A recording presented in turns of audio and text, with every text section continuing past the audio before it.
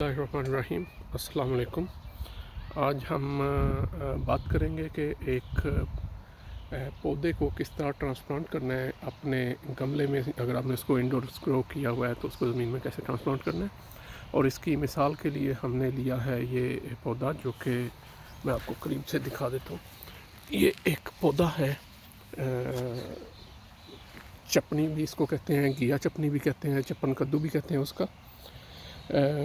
تو یہ اس کو ہم ٹرانسپلانٹ کرنے کے لیے جو چیزیں ہمیں ریکوائرڈ ہیں، of course piece of land جہاں پہ آپ نے ٹرانسپلانٹ کرنا ہے، اور میں نے اس کو تھوڑا سا کھود لیا ہے، اور کھودنے سے پہلے جب میں نے اس مٹی کو تیار کیا ہے تو میں نے اس میں تھوڑا کمپوسٹ ملایا تھا، اور اس کے بعد ہمیں پانی چاہیے اور نیچرل فرٹیلائزر۔ میں اس کیس میں کاؤ مینیور سے تیار کی گئی فرٹیلائزر یوز کروں گا۔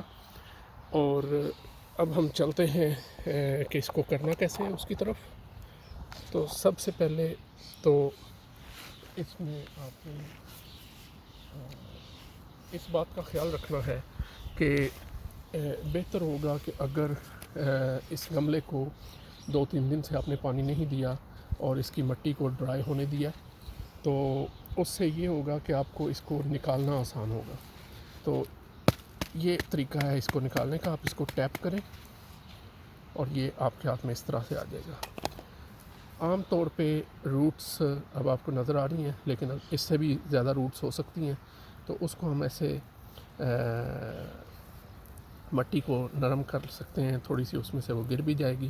اس کا فائدہ یہ ہوگا کہ گملے کے اندر روٹس اگر جگہ کم تھی تو وہ اگر راؤنڈ بھی ہوئی ہیں تو گملے سے باہر نکال کے روٹس کو آپ سیدھا کر سکتے ہیں۔ اس کو میں فی الحال ایسے چھوڑوں گا، اور میں لوں گا پانی، اور اس جگہ پہ جہاں ہم نے پودا لگانا ہے یہاں میں تھوڑا سا پانی پہلے لگا لیتا ہوں۔ اس کے بعد پانی لگانے کے بعد میں جو تھوڑی سی مٹی ہے ایکسیسو، وہ اس گڑھے کے اندر ڈال کے، تو اب میں اس پلانٹ کو یہاں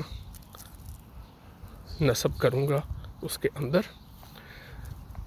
اور اس پہ میں ایک پورا سیشن اور کروں گا۔ میرے پاس یہ جو فرٹیلائزر ہے یہ پیلٹس کی صورت میں ہے، یہ کاؤ مینور کو پروسیس کر کے تو اس سے پیلٹس بنائے جاتے ہیں، تو اس کے استعمال پہ ہم بات کریں گے، لیکن میں اس کو یہاں پہ ڈال کے تو تھوڑا سا مٹی کے اندر پروسیس ورک آؤٹ کر دوں گا اس کو، کہ یہ اس کے اندر مکس ہو جائے، اور پھر تھوڑی مٹی اور اس کے اوپر ڈال کے، اور اس کے بعد میں اس کو تھوڑا اور پانی دوں گا، اور دیٹس اٹ۔ اگر آپ کو یہ ویڈیو پسند آئے تو اس کو لائک ضرور کیجیے گا، اور میرا چینل بھی سبسکرائب کریں، اور اگر آپ خود سے گارڈننگ کرنے کا شوق رکھتے ہیں اور آپ کسی اور طریقے سے پودے ٹرانسپلانٹ کرتے ہیں تو وہ طریقہ ضرور ہمارے ساتھ شیئر کریں۔ ویڈیو دیکھنے کا بہت شکریہ۔ اپنا اور اپنے جاننے والوں کا خیال رکھیے۔ اللہ حافظ۔